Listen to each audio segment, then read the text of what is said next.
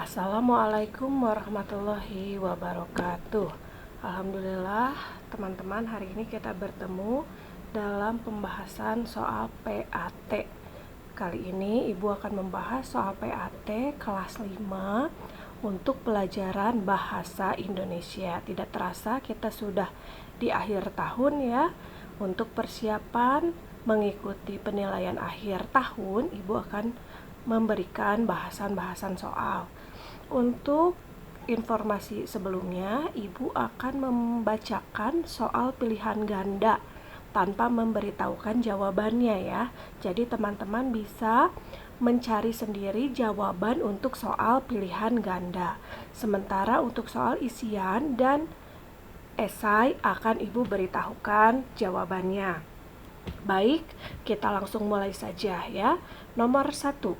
Teks penjelasan berisi informasi yang bersifat titik-titik. A. Fiksi, B. Rekaan, C. Persuasif, D. Ilmiah. 2. Teks penjelas disebut juga teks titik-titik. A. Persuasi, B. Narasi, C. Deskripsi, D. Eksplanasi. Baca teks untuk soal nomor 3 dan 4. Silahkan dibaca, Ibu beri waktu 10 detik ya.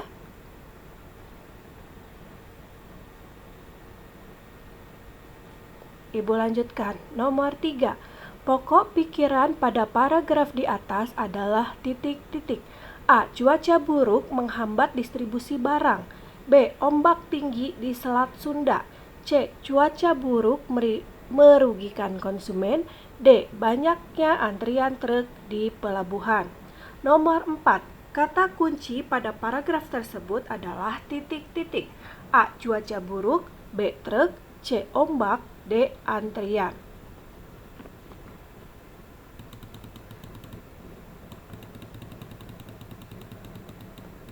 Nomor 5.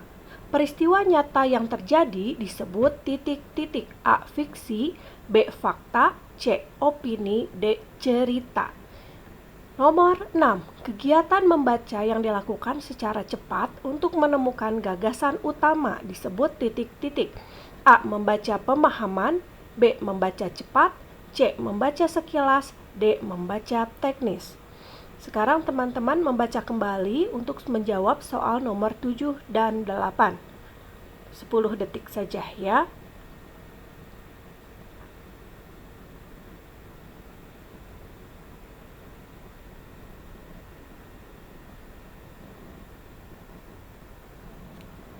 Iya, kita lanjutkan. Nomor 7. Sistem tanam paksa diberlakukan pada masa kepemimpinan titik-titik. A. Douwe Dekker, B. Johannes van den Bosch, C. Napoleon Bonaparte, D. Thomas Stamford Raffles. Nomor 8. Kalimat tanya yang sesuai dengan paragraf kedua adalah A. Siapakah penentang tanam paksa? B. Siapakah yang memperkenalkan sistem tanam paksa? C. Di manakah tanam paksa dilaksanakan? D. Kapan sistem tanam paksa dimulai? 9. Teks yang berisi ulasan atau hasil penilaian terhadap sebuah karya seperti drama, film, atau buku disebut titik-titik. A. Teks cerita, B. Teks narasi, C. Teks ulasan, B. Teks saran. Silakan teman-teman membaca kembali untuk menjawab soal nomor 10 dan 11.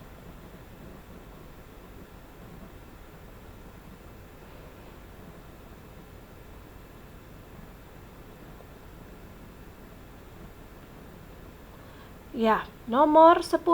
Kalimat tanya yang sesuai dengan paragraf pertama adalah titik-titik. A. Siapakah yang membacakan teks proklamasi kemerdekaan? B. Di mana teks proklamasi dibacakan? C. Kapan teks proklamasi kemerdekaan dibacakan? D. Siapa penulis teks proklamasi kemerdekaan? Nomor 11. Teks proklamasi kemerdekaan Indonesia diketik oleh titik-titik. A. Insinyur Soekarno, B. Muhammad Hatta, C. Mr. Ahmad Subarjo, D. Sayuti Melik. Nomor 12. Surat resmi biasanya mengatasnamakan titik-titik. A. Pribadi, B. Instansi, C. Keluarga, D. Individu. 13. Bahasa yang digunakan dalam surat resmi adalah titik-titik. A. Baku, B. Ambigu, C. Lugas, D. Komunikatif. 14. Contoh surat undangan tidak resmi adalah surat undangan titik-titik. A. Ulang tahun, B. Rapat orang tua murid, C. Wisuda sarjana, D. Pelantikan pejabat baru. 15. Teks cerita yang berupa data dan fakta disebut karangan titik-titik. A. Fabel, B. Prosa, C. Fiksi, D. non-fiksi. 16. Berikut yang termasuk bentuk iklan elektronik adalah titik-titik. A. Iklan radio dan iklan majalah, B. Iklan televisi dan iklan koran, C. Iklan internet dan iklan radio, D. Iklan internet dan iklan pengumuman. Nomor 17. Informasi yang terdapat pada iklan di samping adalah A. Susu mengandung banyak gizi, kaya energi dan kalsium yang tinggi, B. Susu mengandung gizi dan energi, C. Susu mengandung kalsium yang tinggi, D. Susu mengandung zat gizi. Nomor 18. Iklan yang penyajiannya melalui audio adalah iklan titik-titik. A. Televisi, B. Internet, C. Radio, D. Surat kabar. 19. Salah satu ciri bahasa iklan adalah pilihan kata yang digunakan titik-titik. A. Menonjolkan informasi yang tidak penting, B. Menarik tepat, logis dan sopan, C. Tidak memiliki sugesti bagi halayak umum, D. Tidak menunjukkan sasaran. 20. Iklan yang berisi gambar dan suara dalam bentuk audiovisual merupakan iklan yang ditayangkan melalui media titik-titik. A. Radio, B. Televisi, C. Internet, D. Surat kabar. 21. Rangkaian dari berbagai peristiwa yang saling berkesinambungan dari waktu ke waktu disebut A. Bacaan, B. Narator, C. Fabel, D. Berita. Di sini ada penggalan cerita. Aku masih berumur 10 tahun pada saat itu. Aku dibelikan sepeda karena aku menjadi juara kelas. Kerja kerasku belajar tidak sia-sia.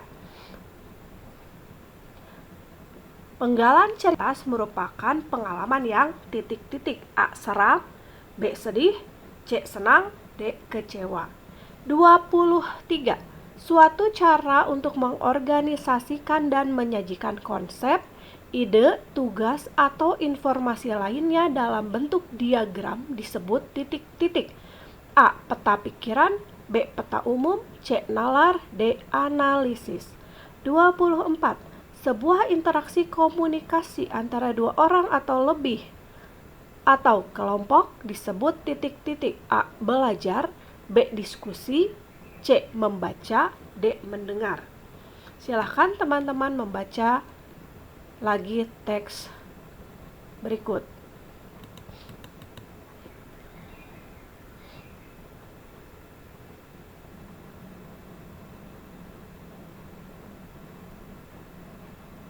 Baik, 25. Peristiwa apa yang terjadi pada paragraf di atas? A. Warga harus menempuh perjalanan jauh untuk mendapatkan air bersih. B. Warga sangat membutuhkan air bersih. C. Warga bersaing untuk mendapatkan air. D. Warga mendapatkan air bersih di dataran rendah. Baik, sekarang kita masuk ke bagian 2, yaitu bagian isian. Dengarkan dengan baik ya. 26. Ide utama dari sebuah paragraf disebut titik-titik. Jawabannya boleh ide pokok, boleh gagasan pokok, boleh juga gagasan utama. 27. teks yang dibuat untuk menjelaskan proses terjadinya suatu fenomena atau peristiwa, baik fenomena alam ataupun sosial secara ilmiah, disebut teks eksplanasi. Nomor 28. Ini ada teks, boleh dibaca. Kata tanya yang tepat untuk bacaan di atas adalah boleh kapan, boleh juga siapa, ya. Karena yang ditanya hanya kata tanyanya, jadi jawabannya kata saja, tidak usah berbentuk kalimat tanya. 29. Berdasarkan teks di atas, siapa pemimpin sidang PPKI tersebut? Di situ ada jawabannya adalah Insinyur Soekarno. Nomor 30, silahkan dibaca dulu.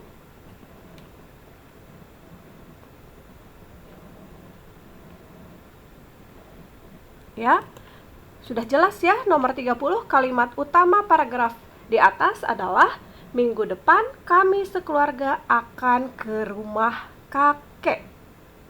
Demikian. Nah, kalimat kunci dalam suatu bacaan disebut kalimat, maksudnya kalimat kunci pada bacaan di atas ya. Jadi pada bacaan yang ini maksudnya, karena ini untuk menjawab soal nomor 30 dan 31. Nah, kata kuncinya adalah memberi kejutan. Jadi boleh ke rumah kakek ya, dan juga memberi kejutan. Baik, nomor 32. Iklan di samping adalah iklan yang ditampilkan melalui, ini jelas ya, kalau iklan seperti ini di gambarnya jelas ini ditampilkan melalui media elektronik.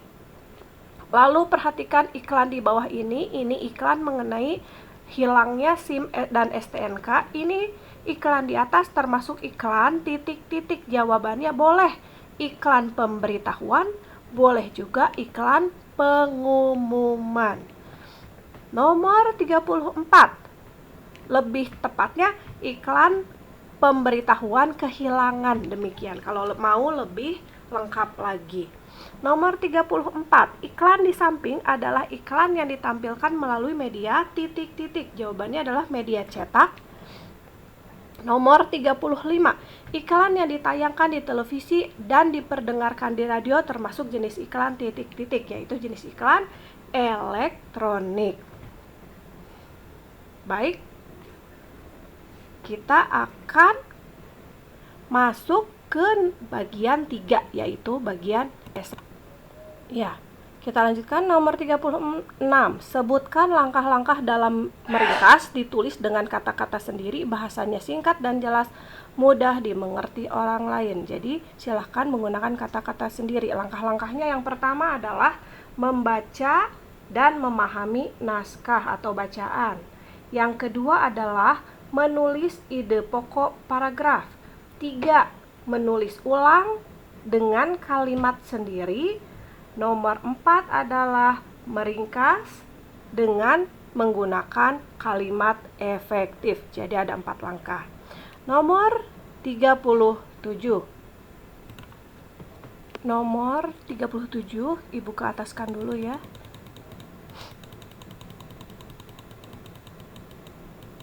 Ya, sebutkan cara penulisan surat undangan resmi. Karena resmi, langkah-langkah susunannya adalah yang pertama, kepala atau kop surat. Jadi yang pertama adalah A1, menulis kepala atau kop surat.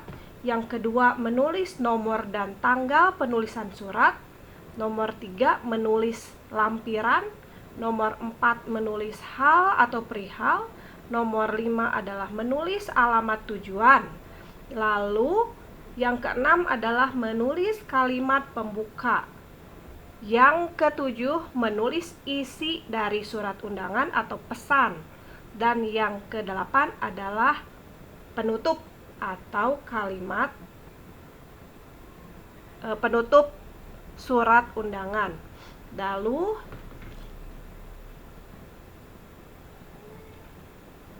setelah penutup boleh ditambahkan tanda tangan pengirim surat undangan. Nomor 38.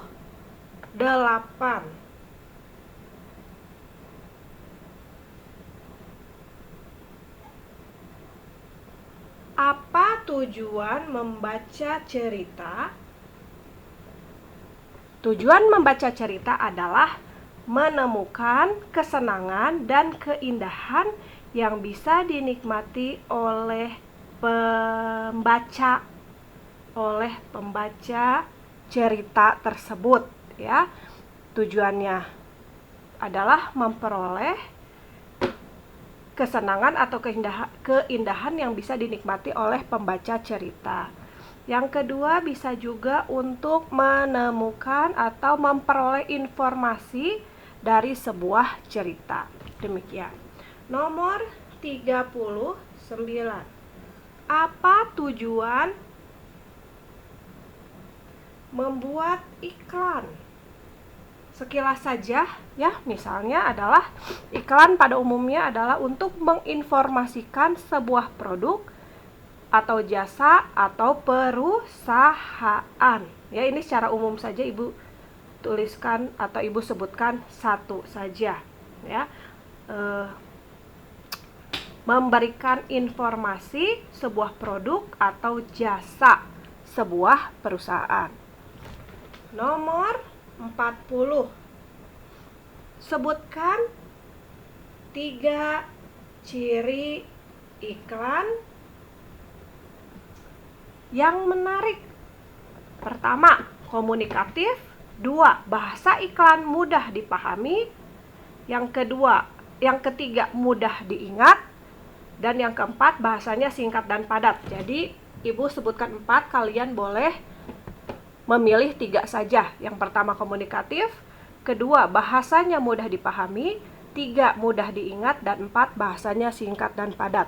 Demikian pembahasan soal PAT Bahasa Indonesia kelas 5. Mudah-mudahan bisa membantu dalam mengerjakan soal PAT nanti. Ibu ucapkan terima kasih sudah memperhatikan. Ibu akhiri, wassalamualaikum warahmatullahi wabarakatuh.